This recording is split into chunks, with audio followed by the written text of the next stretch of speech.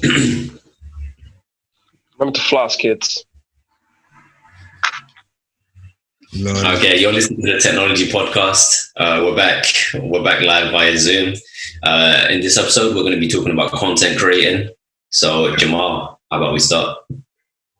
Before we get into it, guys, we need to do a quick shout out to y'all. Because y'all have been very, very, very, well, we are very, very grateful for the 500 podcast downloads that we've got. So shout out to all of y'all, man. We really appreciate it. Thank you for tuning in. We come from nothing, man. And you guys are giving us that. So now, big up to all of y'all, man. All right.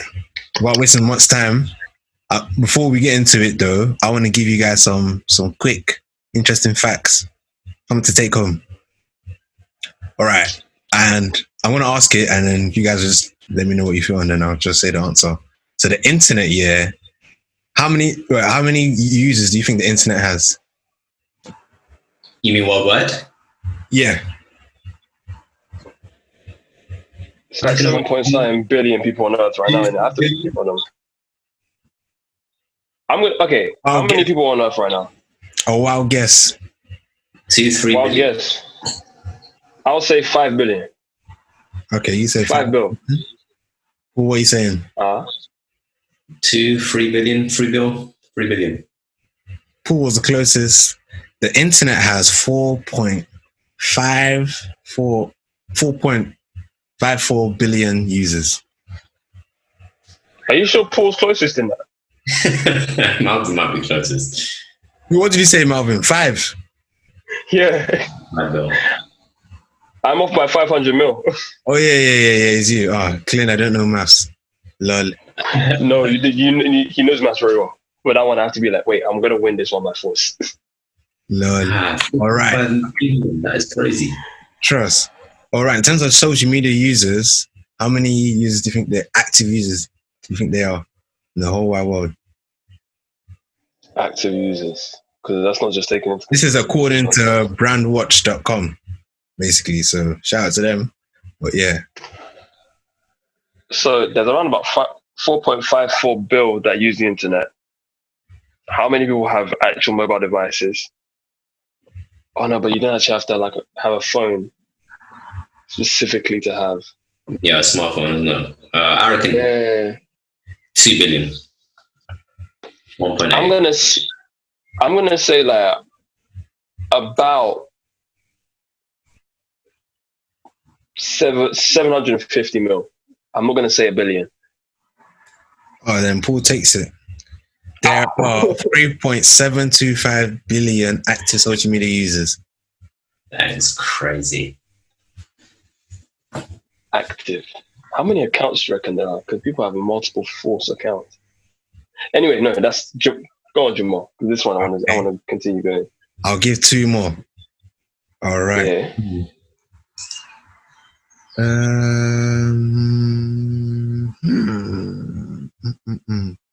Just go as bear on suspense.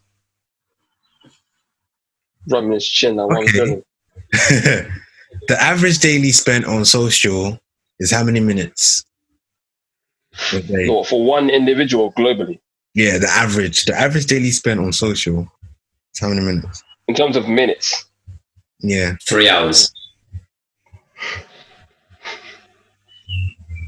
So that's 190 minutes. I will say, I'll say about 3 hours as well. So about 180 minutes. See the way he scratched his head. I know it's more than that. I should just leave the call right now, to be honest. Leave the call 142 minutes a day. 142. That's really close. Does that surprise you? That's how I scratched my head. Like, what? These guys, it's really close. Very good guess. Mm-hmm. Wait, what qualifies as social media? On social, so like Facebook, like anything.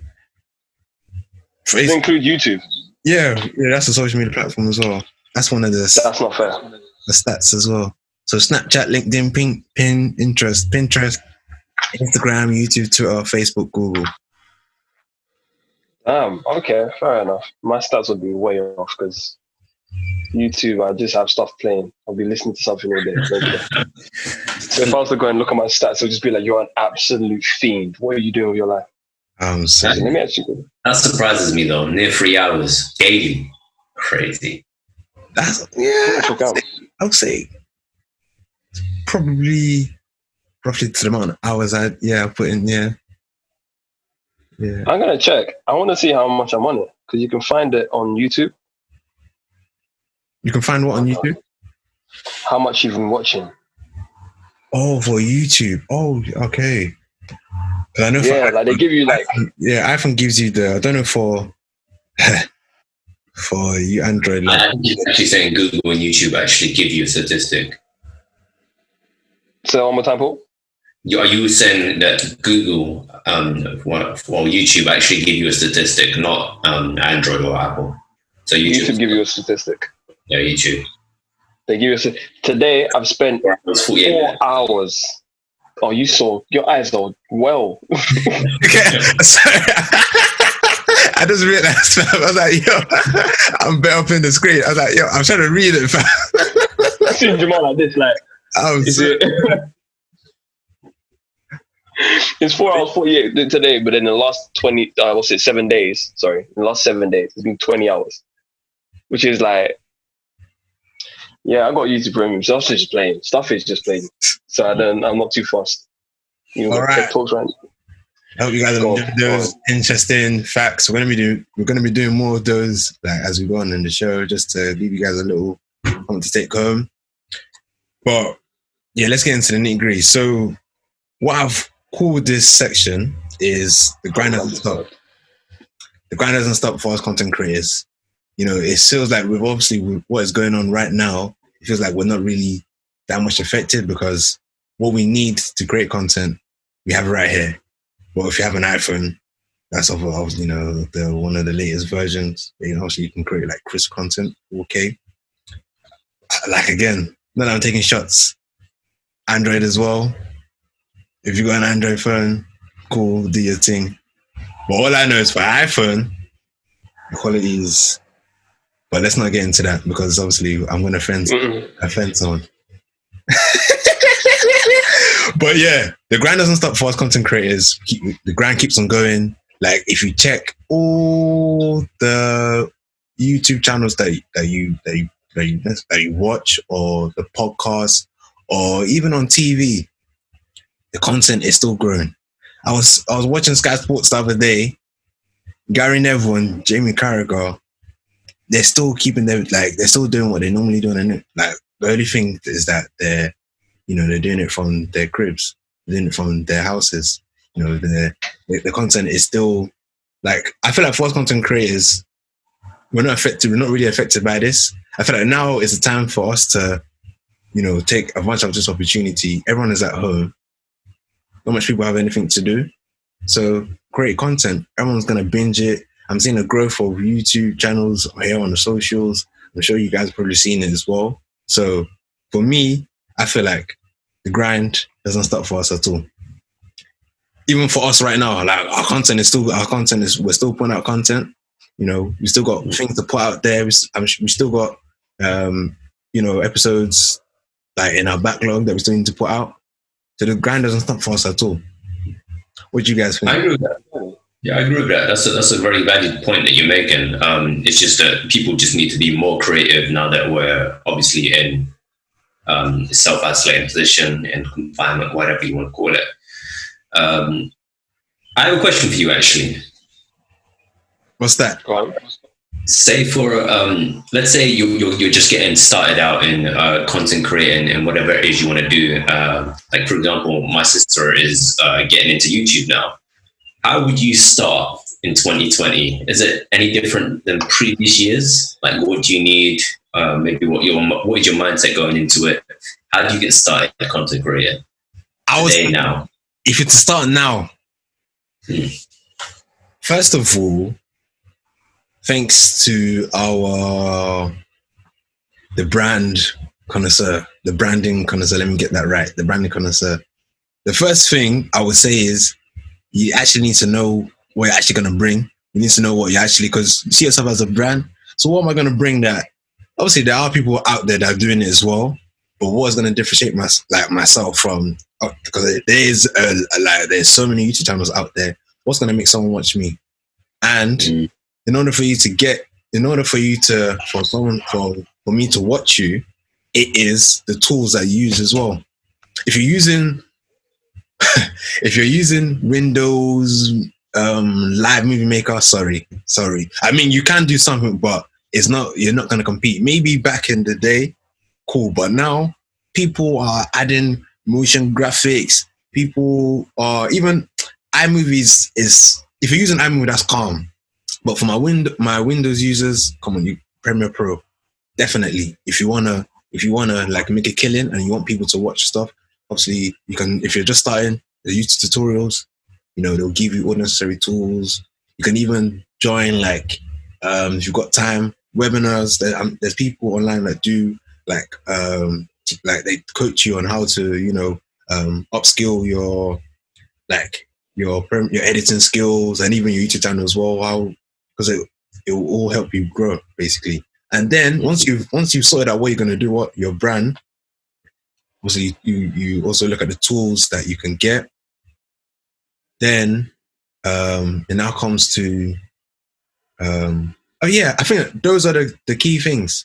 So brand and having the necessary tools and just keep on learning. Just drop the content basically. Obviously show your fellow peers as well, get their feedback as well, and watch others and see and keep up to date with what people are looking up for now, because there's no point wasting all that editing skills, hours. Exporting takes time, and then it's not even matching up to what people are doing, or it's not even on the same level. Yeah, so I feel like one thing is definitely look into what people are doing now. And then one other thing is that if you're doing it by yourself, because me, when I started, I did not want to pay anyone. There's no pay for what? I will learn it myself. Like YouTube is free.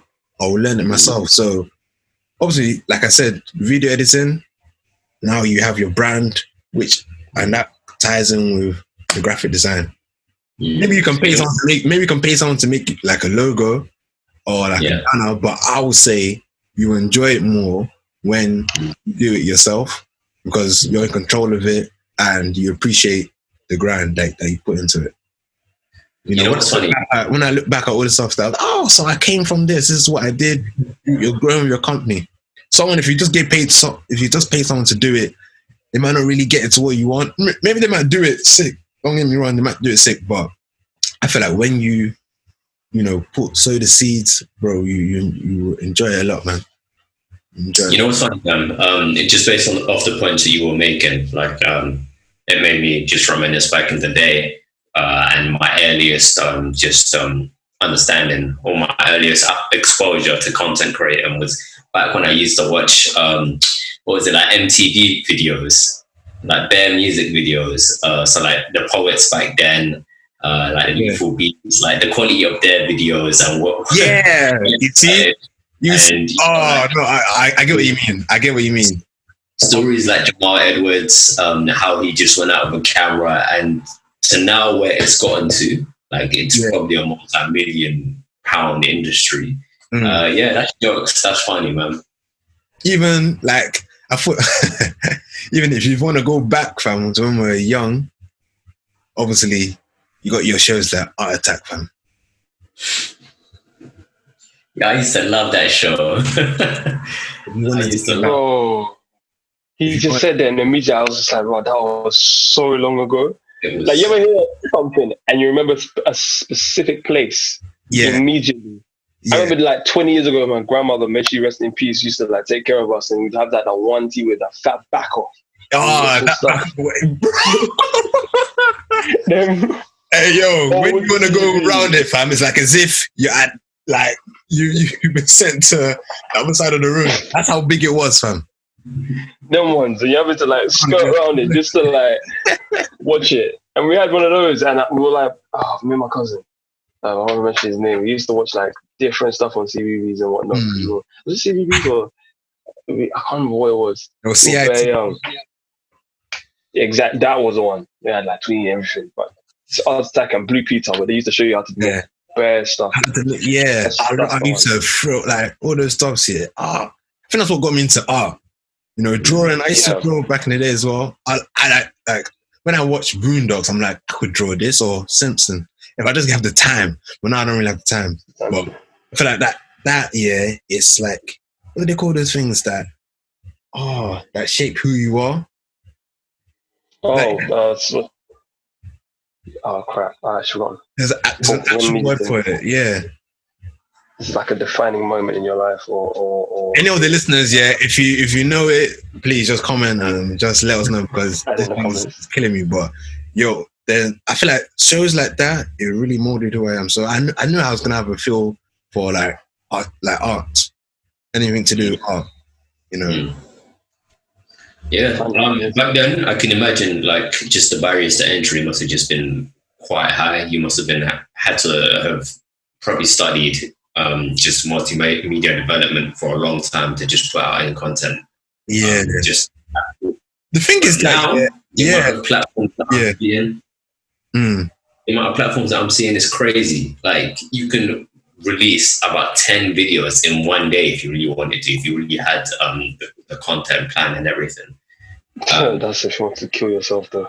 Yeah, you want to die. And my earliest just sort of memory of people just like people that wouldn't define themselves as content creators doing content creating was Vine, fam. Do you remember Vine? Yeah, fam. I need to go find it. First of all, mate, so rest in peace. I'm just put it like that, fam. What happened to Vine? I feel like it got bought. I don't think they bought it back. Yeah, what are you saying? They're using Twitter. Twitter uses the same. I think it's the same API or something. Yeah, Vine was incorporated into Twitter. And it was. Yeah, I don't think they capitalized on like ownership. I don't think they wanted to. Like when you see like Snapchat and Instagram, there's always something new that's, you know, even Facebook as well. They were like re-innovating their structure, the feature. They'll add something that will retain the users that are on it. I don't think they did it.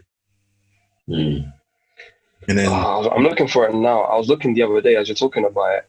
Yeah. There was an app that they made that pretty much functioned the exact same as Vine, and it's out there right now. I'm going to try and find it while you guys are talking. So if I'm looking down, forgive me. I'm trying to look for Lazo. Bro, I can't remember the name of it. But it's pretty much like a Vine clone. It's not Vine, but it's like a Vine clone. Yeah. Continue. I'm going to try and find it. And I feel like, as we're on that topic now, I feel like TikTok has taken that place, and Triller as well. Like TikTok is the fastest growing social media app right now, and like in this year.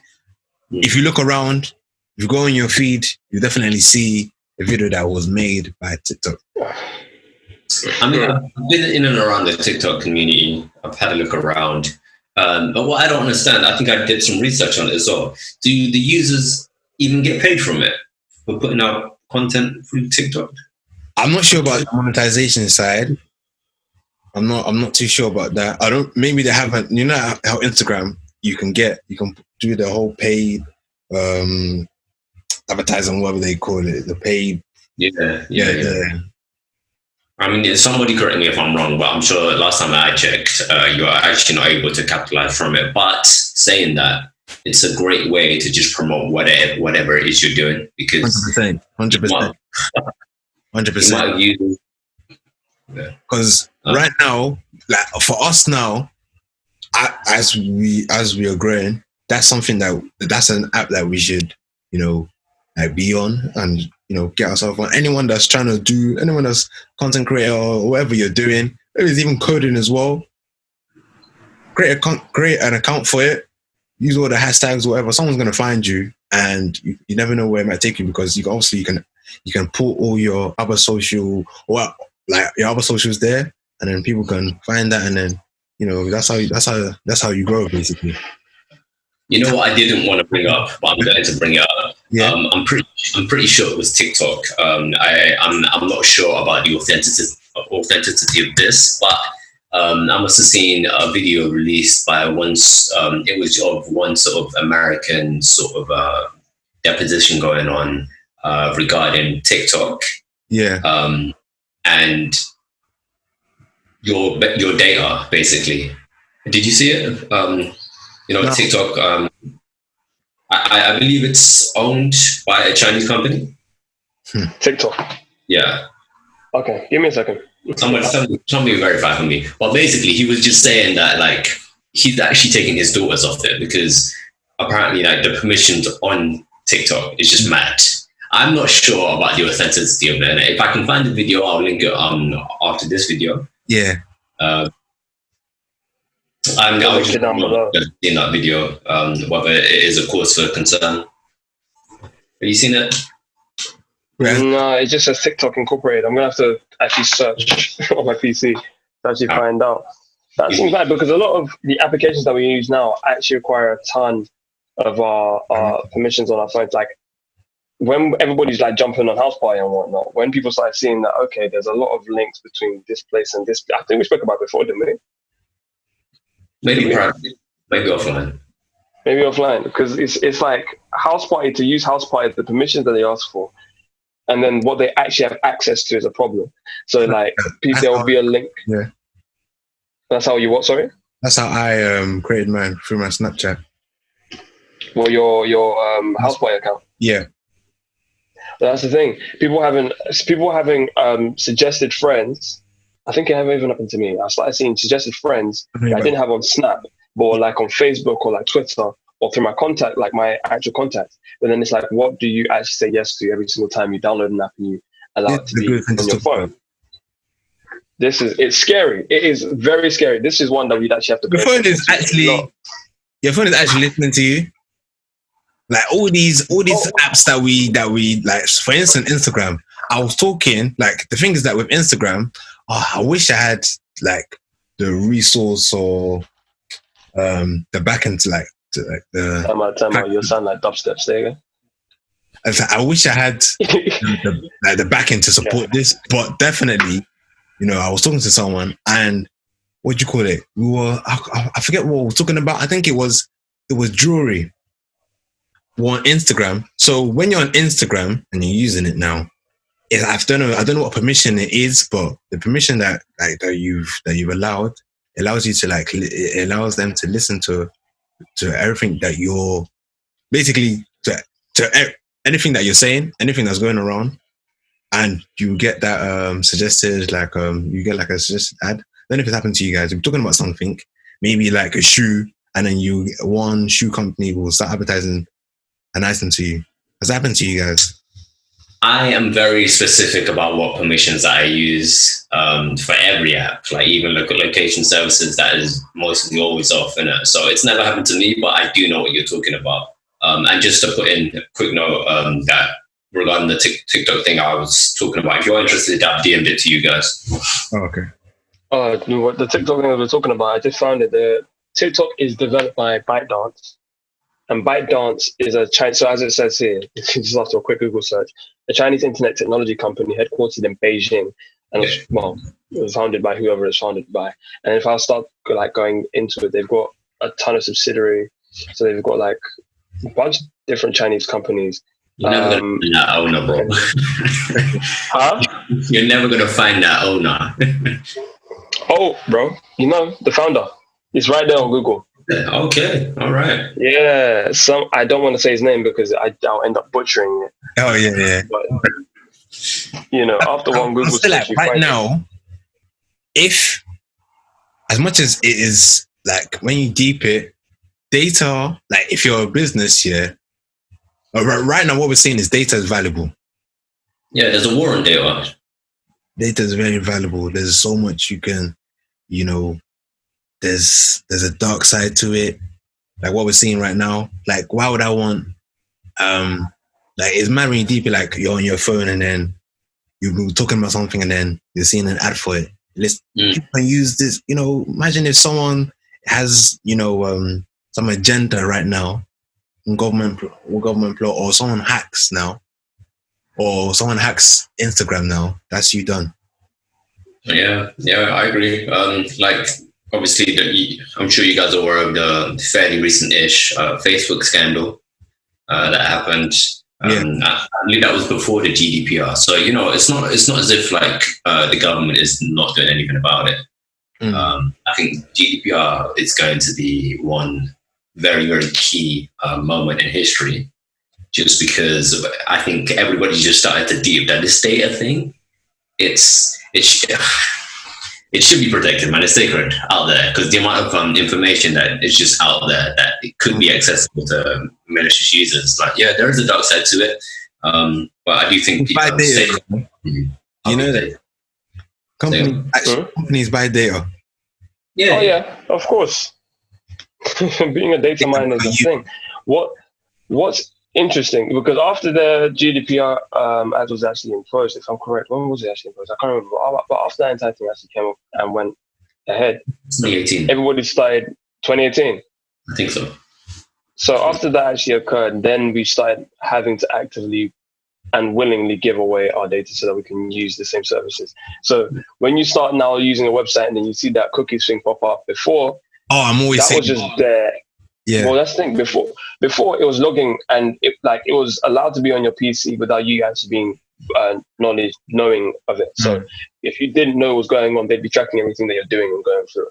Then GDPR Act was actually enacted, and then we start having a ton of people or different websites and or services say that they're going to be tracking this and start letting you know that they're going to be using these services if you do use their platform and or service. So what you now see, any website you use has cookies, and then those will then be hooked into make ad revenue, because they start tracking everything that you're interested in or possibly interested in by how frequently you actually start watching it.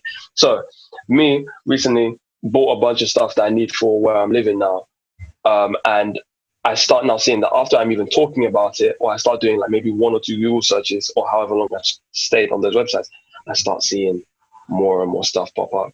Oh, you want shelves for your room? Boom. Okay, cool. You're going to start getting shelves. And the thing is, my cousin pointed this out to me, and this is an interesting fact. Every 4 posts on Instagram, every 4 posts, the 5th is going to be an advert. Check it right now. And it's going to be something if that it is, probably, if it is, it's going to be an advert. Every 4 posts. 1, 2, 3, 4. 5th post, advert. All right. If it actually is, I'm going to scream. If I scream, then you know that it's happened. So, all right. While you check that out, let me just read the 7 principles of GDPR. So, those who don't know, GDPR regards the lawful processing of data. So, processing includes collection, organization, structuring, storage, alteration, consultation, use, communication, combination. I'm pretty sure it says more than 7. Restriction, erasure or destruction of personal data. So by law, these companies are actually, by law, they actually have to tell you what they're using your data for before you do accept. So check yourself. Go on, Jamal. Marvin, I'm sorry, mate. Obviously, I couldn't show you my phone because obviously I don't. Try it. It wasn't, bro. It wasn't for you. For me, I've gotten 3 adverts. 3 adverts. In the space of like 10. 1, 2, 3, 4. I'm on desktop, so maybe it's different. Yeah. For me, it's 1, then I've got an advert. Then it's 1, 2, 3, 4, 5, post. 1, 2, post. So advert. 1, 2, 3, 4. Advert. 1, 2. You see where I'm coming from? You see what I'm saying? And a lot of the time, for me, if it's not clothing, which is just like a standard, I'll go, like, recently I've been looking to replace some stuff on my PC, and I'm talking in front of my phone now, so if it starts tracking down on some of the stuff, obviously it's very clear. But I'll be like looking for like new mice and keyboard, new sets and new headphones as well, because I need like for the stuff that we're doing concerning streaming, that we'll have to talk about in a different, promo that separate. Yeah. I'll be looking for that stuff. So new headset for videos and game streaming and or gaming, and new keyboard and mouse. I searched that, and now I come every single time I see, every so often, SteelSeries, Arctis 3, headset.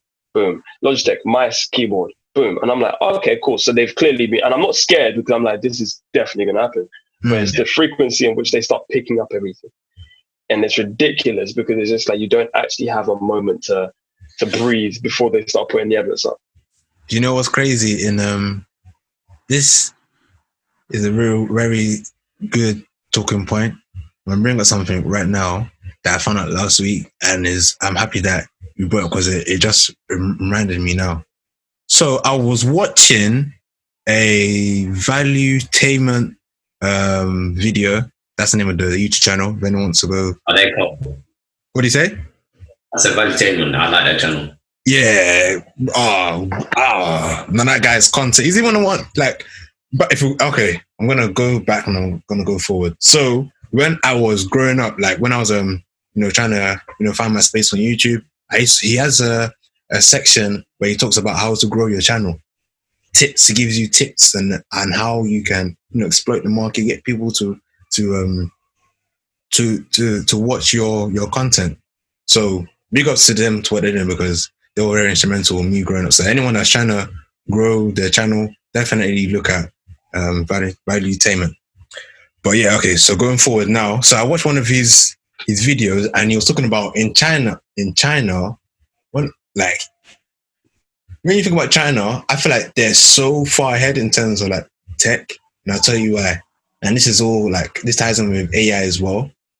One of the things they got going on right now, this is from that video, he said that AI is so strong out right there. And obviously this ties in with the whole 5G scenario that's going in as well. Because obviously that's where it's popping off right now. We'll touch on that next week. Eh? We'll touch on that next week. Cool. So what's going on right now? So let's say you walk into McDonald's now. There's gonna be a system that's just gonna scan you and read you, and it's gonna say, oh, hello, Paul. Hello, Marvin. Welcome to McDonald's. That's happening in China. Yes. Cancel. Cancel that. There's an anime out called Psychopath. They have your whole, bro. Everything about just I'm good. Now, currently, that's what is coming with 5G. So you think that's facial recognition? Yeah. It sounds fancy, but at the same time, it's peak because these people have my data. Biometric data as well. He's like, that's fine. Come on. You know what? You basically want to create a Black Mirror episode out of that. There was a film, and Tom Cruise was starring there. Forgive me, I don't know what it's called. Yes, you are. I don't know the name as well, but yeah, I think I know what you're talking about. You know what I'm talking about? Yeah. So Minority Report. Yes, that's it. Yeah. So that was obviously before its time, and for him to avoid the sort of face detection, he had to change his retina, like his whole eyeball. He had to have a transplant. So I mean, it's just, where do you cross the line with AI? Yeah, where do you cross? Yeah, things. Because if you're telling me it's for a food chain like McDonald's, I cannot see it making sense. But if you're telling me it's for, let's say, President of the United States, Prime Minister, government officials. If you're telling me it's for something like self-driving cars, I don't understand. I don't know about all of that. Where do you cross the line? He even gave put that in. No. He even gave another point, which is like, they have these like electric scooters, which is like you have like a correct me if I'm wrong, but I think there's like a card, everyone has this like biometric kind of like AI card, and he gave a point about how one official, he left his laptop in the scooter, and all he had to do was to call like the bureau company of that scooter, because they're the one that basically what happened was that they were able to track his scooter using AI because I think because of the card that he used to register with it, something along those lines. that again makes sense to me. Yeah. Okay to me, like that's acceptable. Yeah, that's fine. Yeah. That reminds me of, like, let's say the Find Your iPhone feature on iPhones. Yeah, exactly. Yeah, I mean, if you're trying to find your actual property, that's perfectly okay to me personally. Yeah. So if you lose your scooter now, you're able to track it. Okay, that's fine. But no, on the flip side, when you're greeting me, I know it sounds weird. It looks that look cool. But the thing is that, you know, like when we were younger and we were seeing things, this is how 2020 will look, or this is how 2030 will look. When 2020 right now, like I'm not seeing flying cars. I'm not seeing flying cars. That's one of the main things that was being promoted, like when I was young, that we'll be seeing. But hey, I ain't really seeing that. Jetson lifestyle. I'm not a fan. I'm not a fan of the idea of just being able to walk somewhere and they have my face just like on demand. I'm stuck there. Man. I'm really stuck there. So far, and the thing is that obviously they have all these rules. So, you know, what can you do? If you try to fight it, what I don't understand, like, there was a reason why I read out those GDPR laws. Yeah. And how does McDonald's, a food chain, tie into any of those that I just mentioned? What are they using my data for? It doesn't make sense to me. That's what I'm struggling with. So when you're saying that China's disadvantaged with AI, I think it's more of a problem. Like that right there, for me, that's a human rights violation, fam. I'm sorry. It's a human rights violation, but do you know what? Do you know what they probably use it for? They will log whenever you go, and they'll log what you frequently eat, right, or what you would probably order, because your biometrics will probably linked in with your spending and everything, because it's simple like that. And then what they probably do is anytime there's an update to their menus, or anytime they want to be changing, or no, if there's an update or they want to be saying that you got this last time, they got some kind of new variation or whatever, they'll start posting that to you on whatever social media or whatever platform that you have accessible for them to be able to send it to you on. That's what they'd be using that kind of thing for. So, so what you're saying at the core of this is basically marketing and advertising. Yes. That's what they were saying. Yes. I mean, it makes sense. Like, I can understand because if you think of, let's say, conventional ways of advertising, like something coming through the post, if you get that, unless it's addressed to me that it's looking fairly official, it's going in a bin. Other forms, if you're cold calling me, I won't pick up. So the tailored ads via the internet, it makes a lot of sense to me because, you know, that has a lot more engagement. It's more efficient. People actually see it. And it's in your face. You actually can't get away from it. So now you're telling me that that's going to advance to a stage where you're tracking my biometrics. That's why I'm uncomfortable, if I'm honest. Do you know what I find interesting? Because as much as we're having a problem with it, we already actually do. Like, okay, right now people are doing a ton of the, run 5K kind of thing. Yeah. You know what I mean? And they're using whatever application that they're using to be able to track and show that they've run this area and they've gone from this point to this point. But if somebody really wanted to have that data, the data's already out there. It's just a new implementation. So the fact that, okay, it's good that people are doing the run 5K thing. Don't take me in it. Quite frankly, don't have that time. But the fact that people were doing it and then like their phone is tracking them. So when I went on holiday, I went to Tenerife, I tracked where I went for the day on certain like trips. I'll just go randomly anywhere. And I'd go from point A to point B, but I'd be traveling the entire day, and the entire day would be logged on my phone. And they'll know where I've been, where I stopped, and what times I went there. And that thing is actively tracking on every single one of our phones if we actually have our GPS and whatnot turned on. But the thing is, if they now start implementing it properly, then you're going to be having your biometrics tied in. You're going to probably be having everything fully tied in, everything. We're just juniors, so we don't fully know exactly how it all goes in. But it's already been available for so long that I'm wondering whether or not I should be scared or somewhat like accepting of the fact that we've already given them this kind of information for so long.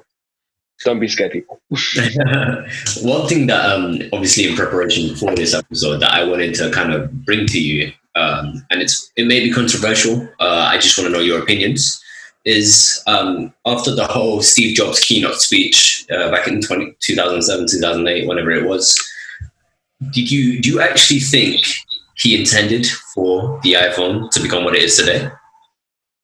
I know, for example, Jamal, you've read his book, right? Yeah, I read his book. I haven't quite yet, but what are your views? Because I know, obviously, after leaving Apple, he formed up his own corporation, got all of these developers to start up, to fund the new operating system that he was working on at the time. But you actually think he intended it to be like what it is today? Steve Jobs left Apple. Sorry. So what do you think that Steve Jobs, if he was alive now, do you feel like that's his creation? Do you feel like he would approve?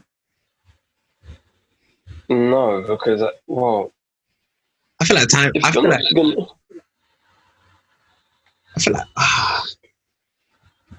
is there.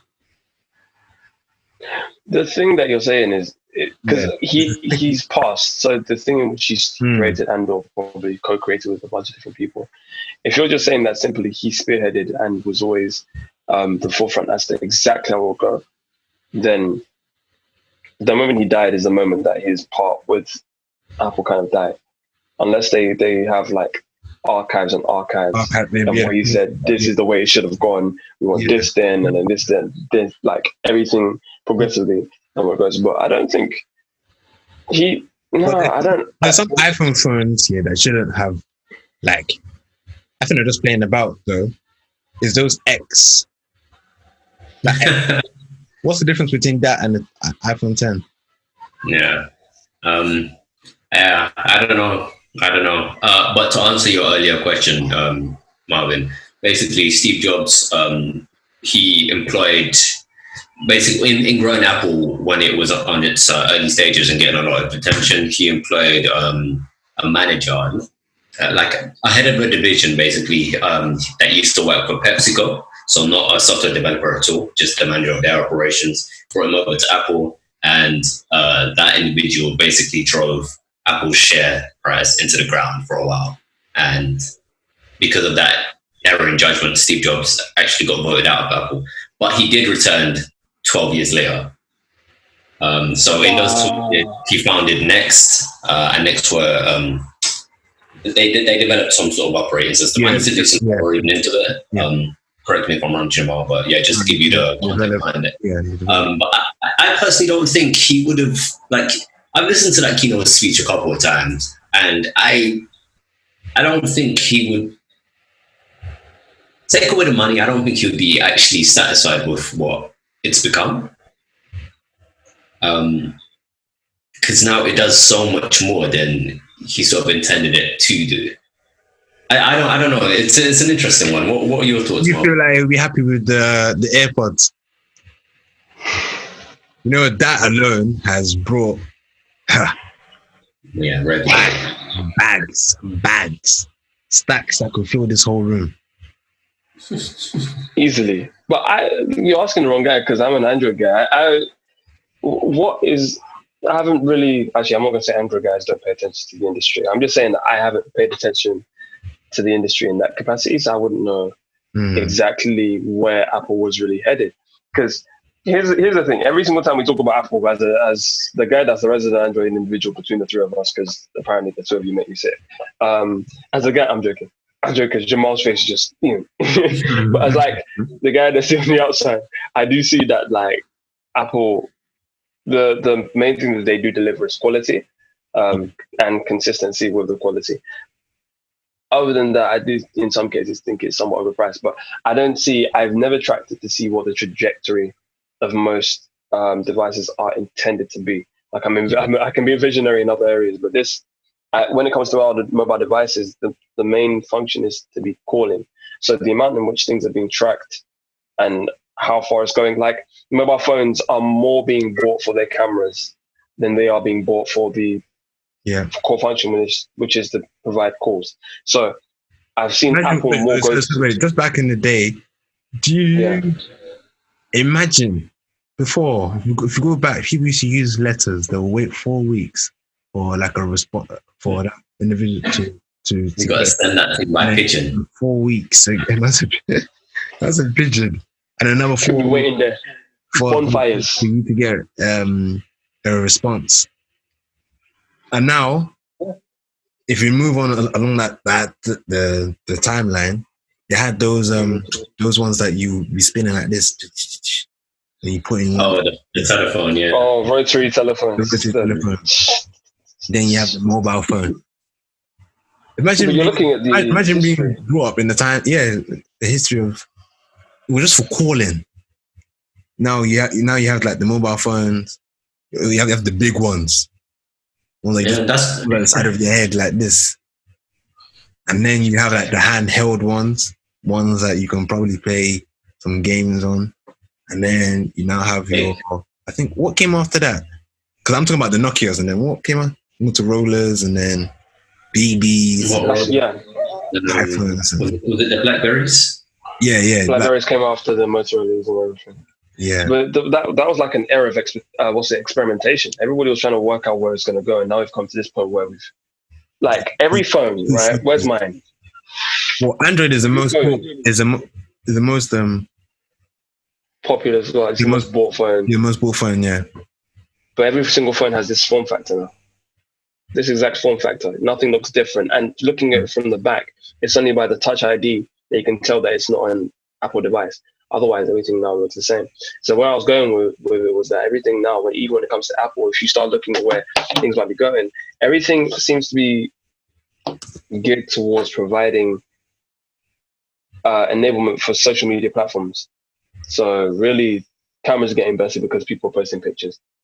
Data, the amount of data you can actually send and retain on your phone is actually getting better. But we need to just pay attention more as to where the technology is kind of going before we start saying we know exactly where the phone is going. Because I don't think anybody can immediately pin down where mobile phones are going unless they start looking at what the technology allows for. Really, like you can't wisely make a smart claim as to where it should be going. Can you guys like, obviously this is just us like estimating, but what's something that you would like your mobile phone to do? I mean, I can say mine if I can see like a hologram. Once we reach that stage, then like, yeah, future times. I'm glad I made it. I'd like mine. I doubt but that would be cool. But what do you guys think?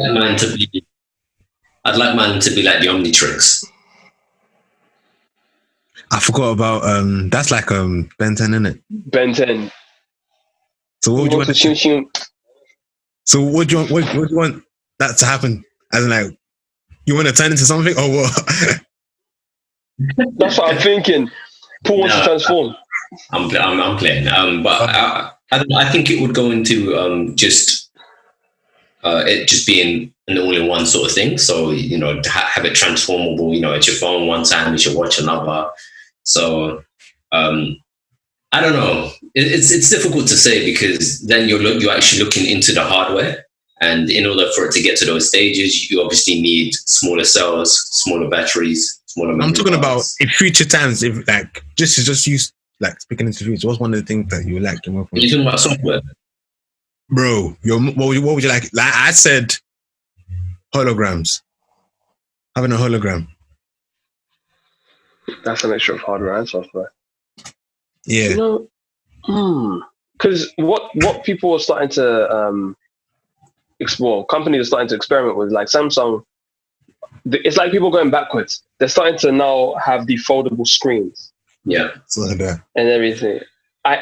No, fam, do you know how weird that is? Like, you've seen it, and it's like, you've now got, like, okay, here's what we always see. We see an idea, and then we'll immediately be like, that is the most stupid thing.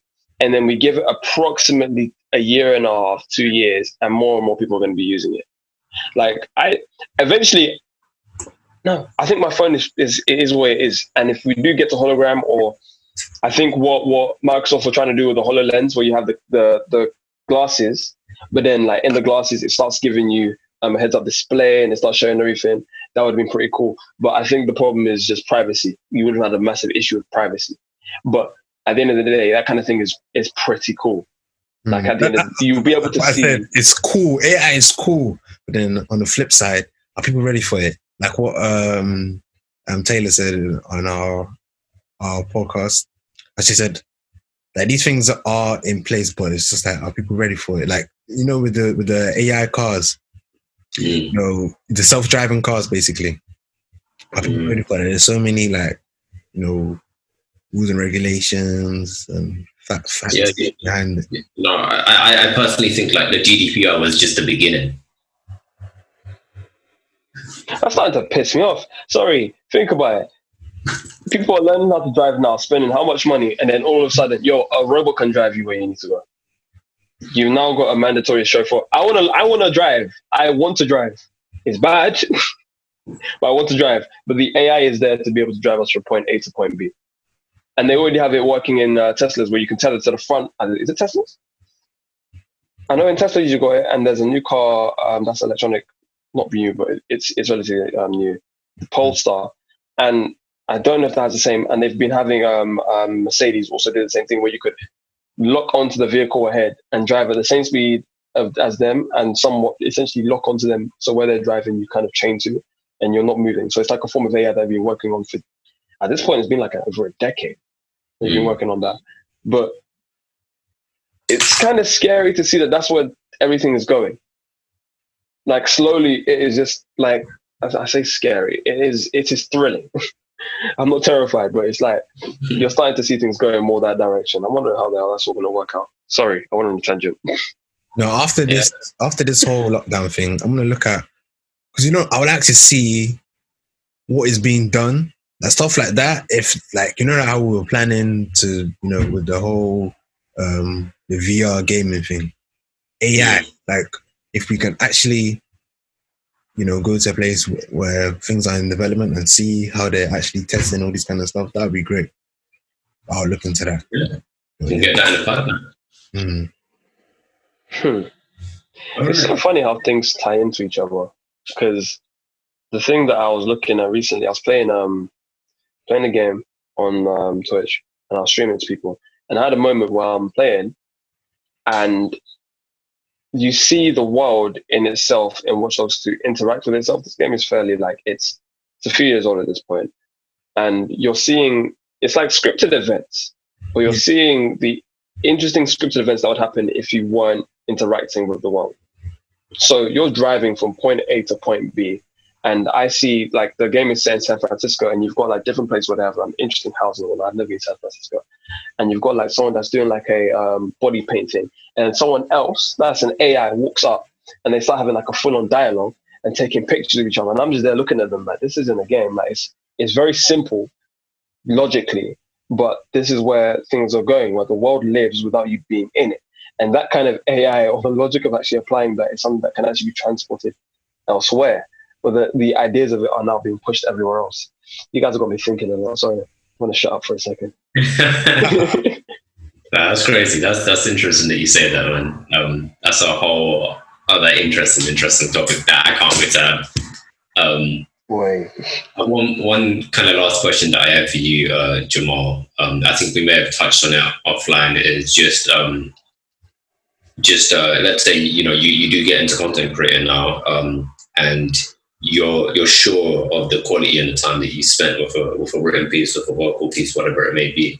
Do you think maybe the algorithm of whatever site that you're using to promote your material is important? Should it be considered? How much weight should you actually put on it?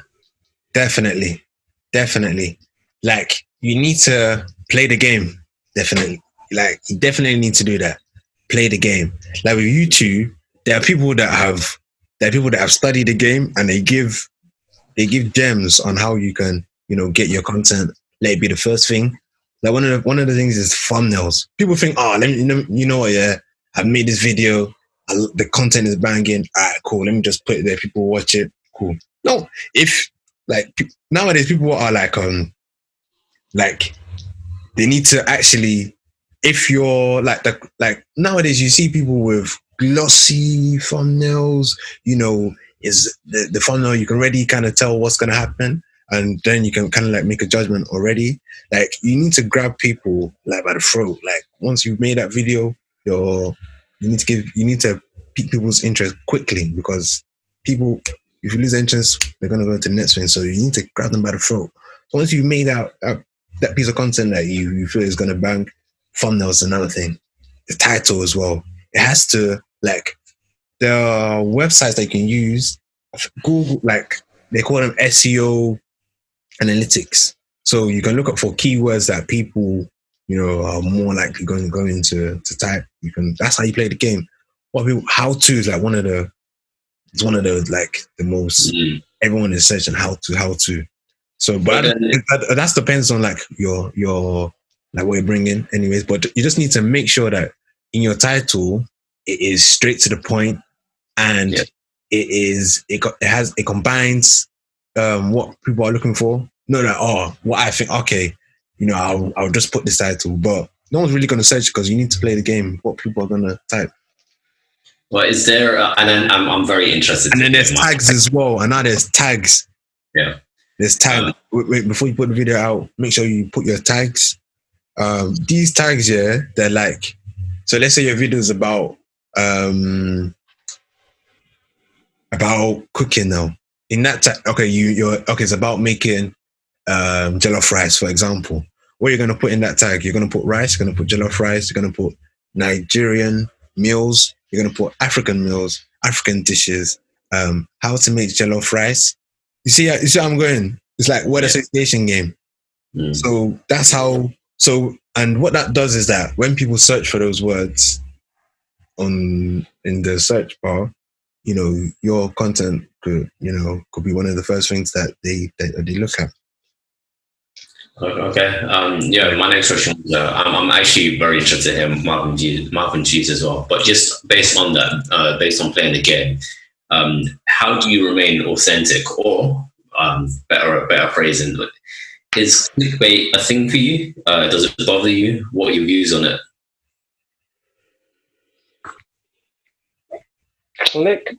Oh gosh. Clickbait. So when I'm someone that absorbs a lot of YouTube, at least the corner that I watch, a lot of it.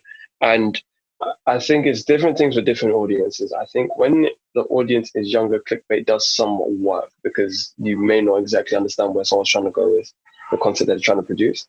But the older the audience gets, I think people may just be somewhat jaded or they just may not be interested in clickbait content because it may not have substance. So that's why I feel like, okay, between all three of us, who watches prank videos? It's like that odd occasion. Like I'll just let's say that odd occasion. There's an odd occasion, It's an odd occasion. Just one or two. One, yeah. We're all three of us, early to mid 20s, because I'm really pushing it. So we're all there, and it's like we won't watch it, and that kind of content won't come. But I have younger, like I've got nieces and nephews at this point, and younger cousins. They'll be like, have you seen these people do this? Have you seen that? And it's like they're on YouTube, it's there on even Twitter and or Instagram if you go on your discovery pages. Sometimes you'll just see random stuff that pops up. And clickbait really works for a certain demographic, but it doesn't work for everybody. So I think for people for me, from my experience, if I see something that in just the thumbnail and the title, it seems like it's like, children fake breaking TV to prank their or something nonsense. They broke a TV, but it's clearly like fake. They did this, but it's somewhat fake. They're having a fight in a subway. It seems somewhat fake. Then I'm just gonna. I don't have time. I have no energy because to me it's just like you're doing stuff for attention, and I don't like the attention grabbing. It's like everybody deserves attention. No, everybody's worth attention. At the same time, not everybody deserves. It's like if I want to flip that word now to like a word that everyone is using right now, slang, it starts with a C. Do you guys know what? Clout. Basically. So right now, there's a birth of clout mongers. And some of them are successful with it. You get what I'm saying? Like, it's all about, this is real talk. You see them. There's people that are doing it for clout. Offset made a song about it. They do everything for clout. They do anything for clout. People are doing anything for clout. Just for that small attention. Just for that small, that stage.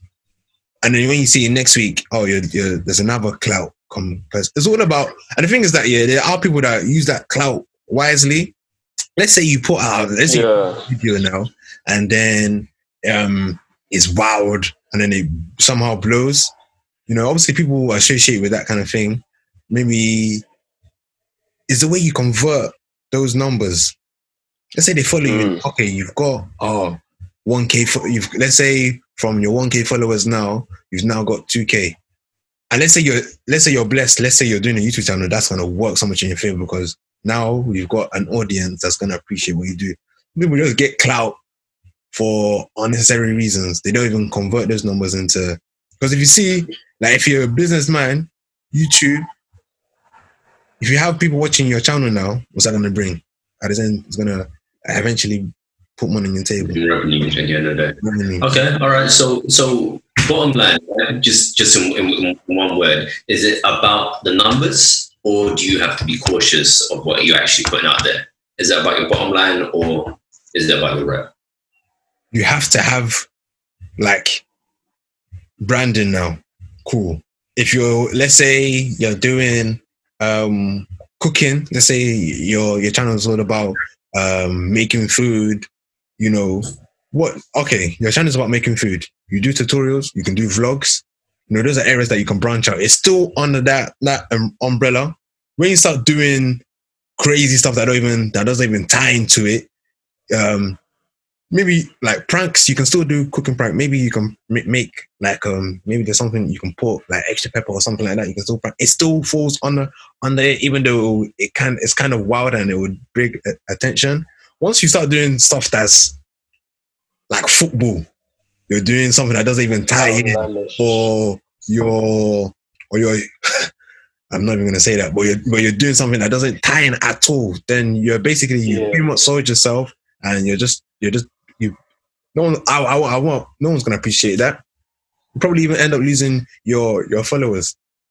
So it is good to, like, you need that numbers because, you know, that's gonna help you grow and it's gonna open up different avenues. So yeah, just don't lose yourself. Like, stick to what you do, you know, and do it well, and you will succeed. And obviously look at your numbers as well, because YouTube gives you that. It shows you where, you know, like, people watch this video the most. Even the country as well shows you where you're popping as well. Like what videos doing the most, and that it shows you like your core fan base, if you want to put it like that. So tap into those regions. You know what I'm saying? So yeah. Can I do a quick tangent before we go off this? Is this like nearing the end of the entire thing? I have one more question, and if you guys have anything else, then go ahead. Hold on, wait, what's the question? No, shoot, go first. I'll remember. Okay, so because where I'm about to go is so I've been spending time obviously doing Twitch streaming because I do want to kind of grow a section and a community for technology. And so I've been doing that and just trying to like go with that so that at some point we can have a lot of things in the pipeline that I'm not going to discuss that people will definitely hear, because I do want to actually have a good area. We're trying to push towards that. So one thing I've been doing on Twitch streaming, it kind of is a area of content creation. And it is very interesting to see how you as a person are required to, Jesus Christ.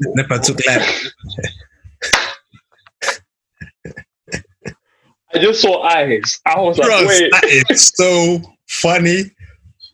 I was scared. I look down, I look up. Stop this.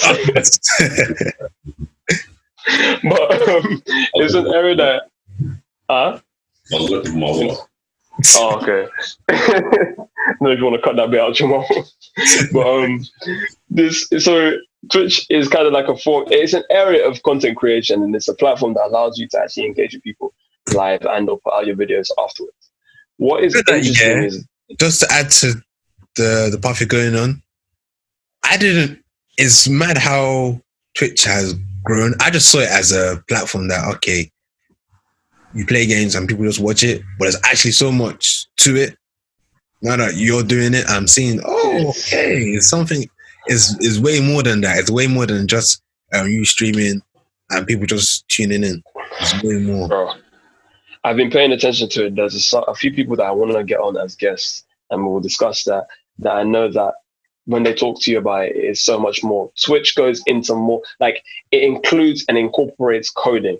It incorporates broadcasting. It incorporates personality and or delivery. It incorporates being able to speak on the fly and multitask. Like it has so much and so many different things, because to get something produced. So you definitely feel like someone could make a this is someone, I'm going to say, a very good salary from it. Okay, so I said just preemptively. I think, okay, if you are someone that has garnered the attention of people, it's almost like having people pay to a video service akin to a channel on, let's say, Sky, where they know that the content they're going to get is consistent, good, and interactive. So this is literally the path I was going to go on. When you have something like Twitch and you have to pay attention to so many different variables and engage with people on such a different, and in some cases more emotive level, because they're able to talk to you directly and they're able to engage with you directly and then one another. And it's you having everybody come and watch it, like literally like on Instagram live, when you see people doing IG lives. Yeah. But then when it comes to actually doing something on Twitch, there is so much behind it that you can't just be clickbaity.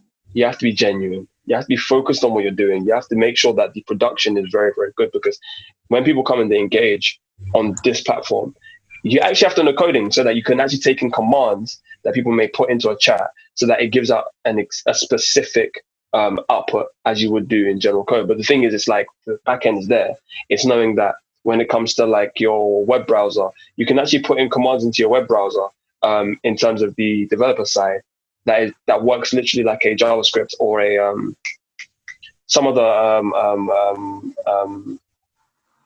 compiler that is there, that's available. But then this works within chat. So you have to understand exactly how variable and using variables work within this platform. And then when it comes to producing content development, like on Jamal's side, you have to know exactly what your branding is.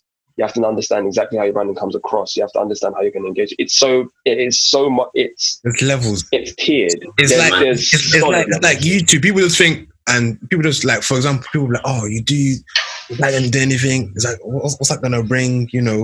But now Twitch is like that as well. It's like you're just playing games. Come on, that's not gonna do anything.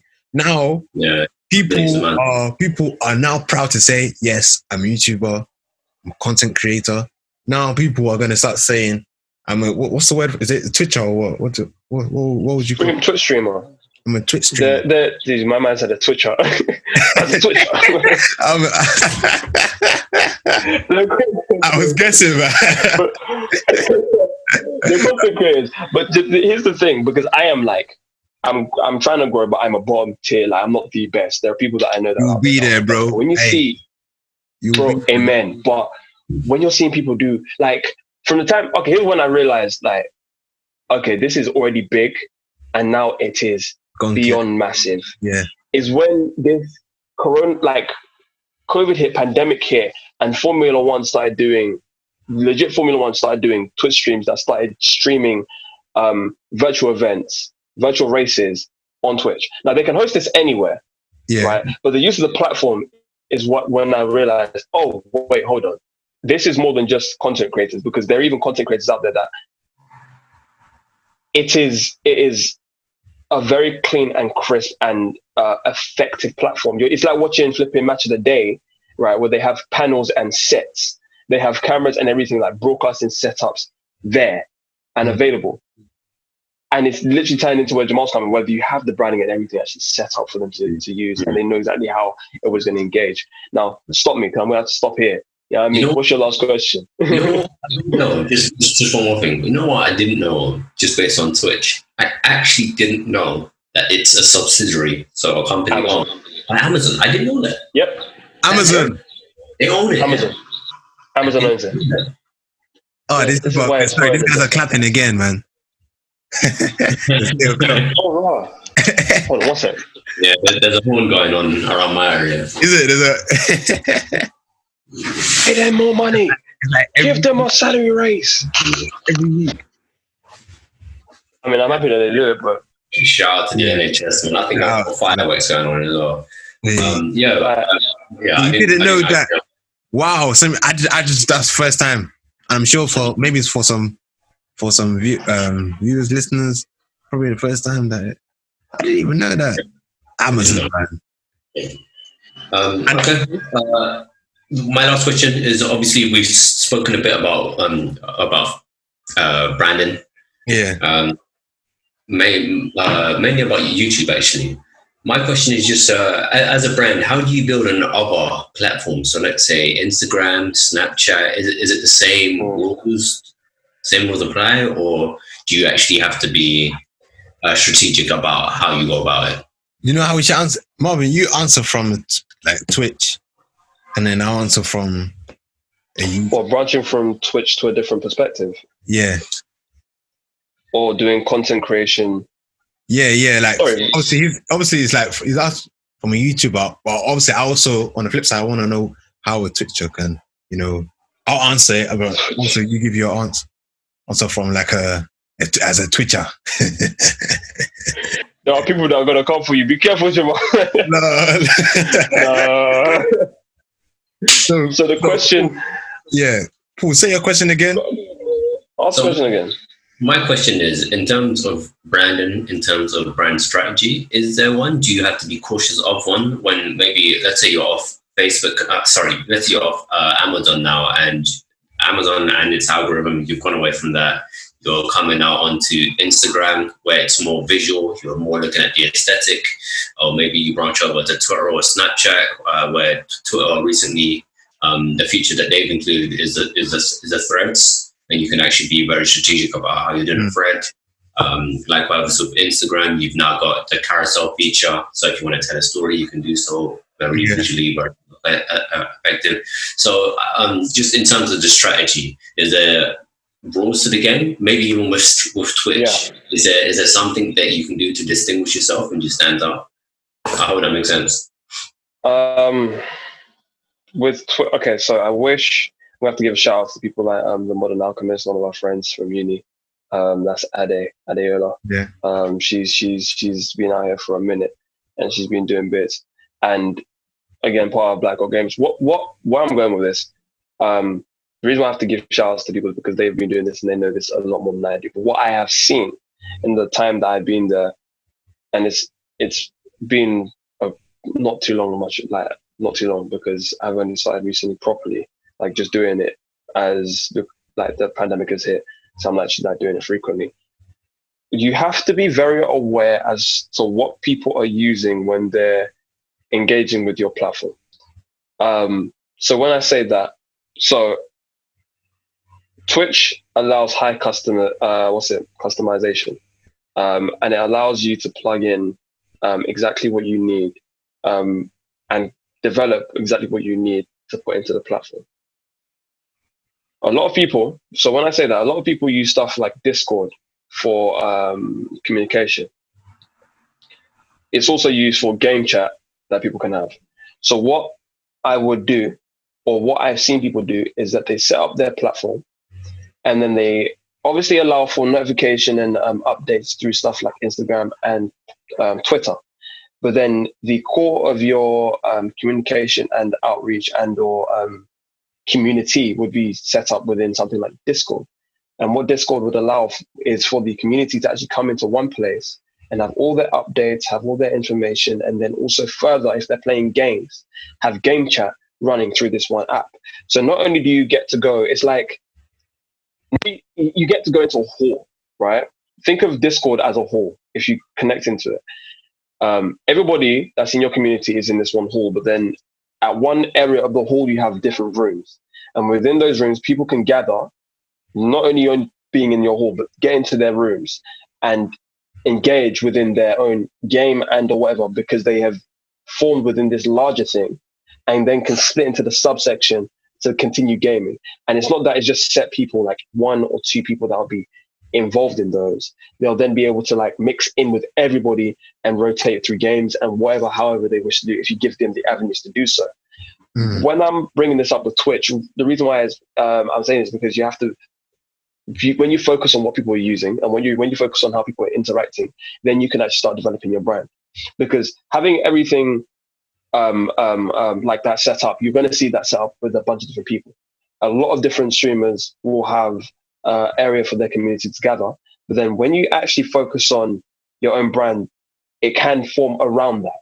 So from that, you have someone that I watch her stuff because she's just brilliant to interact with. Like, she's an amazing streamer. Chelsea Bites. She has what she calls the bite command, right? She's also a computer scientist, fun gamer, very cool personality to actually interact with. She'll be having her Discord called the bite command have its hundreds of different sections with however many people in it, right? That can then talk to each other, but then you're actually having proper connection with her. But you have the Discord called the bite command. It's consistency with your brand. And then when you have that, you then also have the subsections as to how people can tell each other. I can't exactly label or speak to you about exactly how she labels her stuff, but it allows people to go into that. With my Discord, I know the games I play, right? And I know that people are coming in because they want to see me, but then at the same time, they want to see the games I'm playing. So then I have to start making different channels within my Discord that say, this is for people that play racing games, the Crew 2, boom, go into there. This is for people that play Titanfall 2, boom, go there. People that play Call of Duty Warzone, you have a specific thing with a quirky name, and it's consistent. It's consistent to my brand because it's exactly how I would probably name something, and it gives personality to it and something they can identify with. And they also now have within this hub an ability to chat with each other and engage with me directly. Yeah, I mean, so it's being consistent and actually understanding who you are to then be able to make these platforms fit to you, and go with it as far as you can with that. So, yeah, I've gone another tirade. I need to apologize. You guys keep getting me on these points. It's big. Now, from the YouTube side, that is explosive. Like, you really just, you've hit YouTube in the knee with that, man. Twitch is crazy. What? Fam, when I found out, I was like, and I haven't found out everything yet. There's so much. Fam, fun fact. Not even fun fact. It's a fact. People can go on Twitch and create their own plugin bots that can then react and or keep time and respond to different requests of people within the chat, so that the streamer can focus on what they're doing and also on occasion get information back and really just interact with the audience as best as possible. So I've seen a one-man show. Someone's doing the drums, someone's playing the keys, someone's backstage. Bro. Like, you're doing everything. Fam, Octopus. You're doing everything. It's amazing. The amount of customization that you can actually have with it, and then you can add moderators and everything.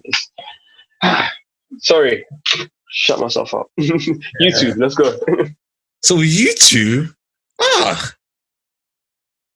if you want to, like, let's say, okay, you got your YouTube channel now, and then you want to, link everyone else to, different social media platforms that you have.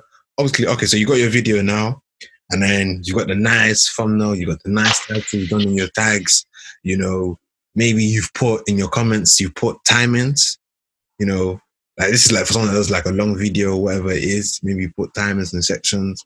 Cool. That's one way to keep, audience for like retention.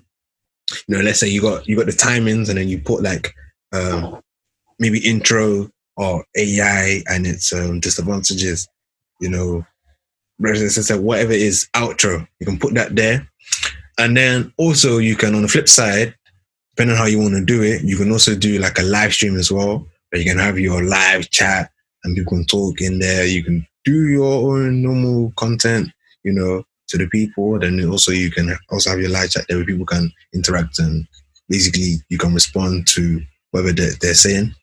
Cool. Now, if you want to take all of that to your social platforms, okay, you got Twitter, you got Instagram, you got Facebook. Now, Instagram, you want to use that to promo, and the same thing with Twitter as well. You want to use that as like you see it as, people that are on Instagram, how am I going to get people from Instagram onto my YouTube channel? So you need to make sure that you emphasize on promo, everything just looks clean and crisp. You got your thumbnails, those thumbnails that you created, don't just use them on YouTube. Also apply that on your Instagram as well. Put nice captions, make use of the IGTV elements as well. Maybe you use the IGTV as a long form of like promo. Like obviously you have your normal post 1 minute. You use the IGTV as like, you know, maybe those minutes that you've taken out from the video on YouTube, you can now use it as an IG TV video. Let's say on YouTube you had A and disadvantages. This is just an example in it. You can now use it as an IGTV. Let's say you feature someone, you know. So there's so many ways that you can. All you want to do with Instagram is get all those. Is like you're getting people on a ship. I want to take them here because the main place that you want to take them to, where they can see everything that you work hard on, is YouTube. So you want to make sure that your Instagram is basically taking those people to their next land. That's what you want to do. Because on Instagram, you're just going through. You want people. It's like on Instagram, you want people to stay, to invest in you. That's it. If once people are invested in you, they're not going to leave you. People are wearing Nike. People are so invested in Nike. No, that's a brand. People are so invested in. Let me give an example. Maybe who's one of the most popular? Let me say someone like. Who would be a good example? Okay, of a YouTuber, Nella Rose. She does it so well. I was going to say that. I'm saying so well. She's birthed so many. You know, so many people have the same format as well. You get what I'm saying? You go into a room, the camera's there, sit on a chair. All right, let's talk. You know, you go into a channel. You know, she's cheeky as well. You know, some people might not like her. That's normal, but there's something about it that she will get your attention. Maybe something that she says, or maybe it's the people that she brings that will attract. There was one day, I think it was in second year, where we were all watching. I don't know if you're there, Paul, but we're watching her. You probably we'll watch like a ton of her videos. You know what I'm saying? Do you know what it is about man them. Obviously, I still watch her stuff. What we're looking at is like obviously what the title first got us, the people, what people are saying, and the content. You know, and that will take people to, okay, let me see what she tweets. She's got a fan base. People are making once, how I know that you've blown is when people make a fake account of you or like a fan page. That's how you know you've gone clear. Once people do that, you've done it. You're free and clear. Do you know the thing is about Nella Rose though? She's genuine, fam. Like I don't think it's real, like it's one thing to be genuine, and then it's like genuine and it comes across the camera, like it comes across to the audience. Yeah. I mean, I don't think it's not that nobody else has it, but it's just like the personality that also is straightforward and genuine is what grabs people in it. So sorry, I wanted to bring that up. Go on. No, it makes, because I don't say there's people like her as well, but that was just like an example that I've seen.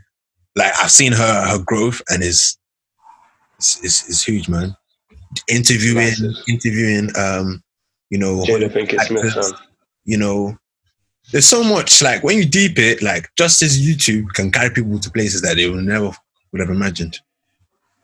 And one key element that you need for you to get to that place, I feel like, is consistency and brand. Yeah. If you're consistent, we're dropping videos, and your branding, when I say branding, maybe the way you do your promos or your logo or just the aesthetic. When people go to, oh shit, like the page that I sent you guys of those, I think it's called, I forget their name. Babes with Fame. Babes with Fame, yeah. Yeah, see the way it's like, just that little thing. They got like, I don't even know what they call it. Technullogy, yeah. So the way you do it, conduct yourself, like that is a niche in itself. So it's all about branding and consistency, I would say, that will take you far. All right. Anyone else got anything to add? Yeah, bro, I'm exhausted. All right. Thank you for listening. This is the Technullogy Podcast. We're out. Peace.